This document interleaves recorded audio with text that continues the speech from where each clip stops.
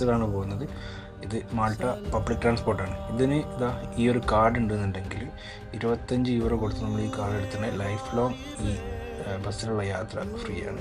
ഏകദേശം ഒരു 8 കിലോമീറ്റർ കഴിഞ്ഞ് ഇറങ്ങി പള്ളീൻ്റെ അടുത്തേക്ക് പോയിക്കൊണ്ടിരിക്കുകയാണ്. ഇവിടെ നിന്ന് കുറച്ചൊരു 3-4 മിനിറ്റ് കൂടി നടക്കാനുണ്ട് പള്ളീൻ്റെ അടുത്തേക്ക്. അപ്പോൾ നൈസ് ഫസ്റ്റ് ടൈമാണ് മാൾട്ടയിൽ വന്നിട്ടൊരു പള്ളി കാണുന്നത്. പള്ളീനുള്ളിലേക്ക് കയറിയപ്പോൾ തന്നെ ഏകദേശം നിസ്കാരം തുടങ്ങുന്ന ടൈമായിട്ടുണ്ട്. നിസ്കാരത്തിന് എല്ലാവരും റെഡിയായി കുത്തുബൊക്കെ കഴിഞ്ഞ് വെയിറ്റ് ചെയ്തുകൊണ്ടിരിക്കുന്നത്.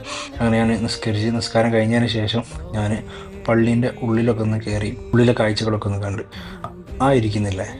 ആയിരിക്കുന്നതാണ് ഇവിടുത്തെ ഇമാമ്, ആ ബ്ലാക്ക് ഇട്ടിരിക്കുന്നത്. പുറത്തിറങ്ങിയപ്പോഴാണ് അടിപൊളി ഒരു കാഴ്ച ഉണ്ട്. നല്ല നാട്ടിലെ ബിരിയാണി, സമൂസ, അതുപോലെ ചായ, എല്ലാ സാധനങ്ങളും പുറത്ത് കച്ചവടത്തിന് കേട്ടോ. പള്ളി കഴിഞ്ഞ് പോകുന്നവർക്ക് കഴിക്കാൻ വേണ്ടിയിട്ട് കച്ചവടത്തിന് വെച്ചിട്ട്. അപ്പം ഞാൻ എന്താക്കി, 2 ബിരിയാണി വാങ്ങി. ഞങ്ങൾ 2 പേരും ബിരിയാണിയും കഴിച്ച് ഒരു കുപ്പി വെള്ളം കുടിച്ച് ബാക്ക് ടു റൂം.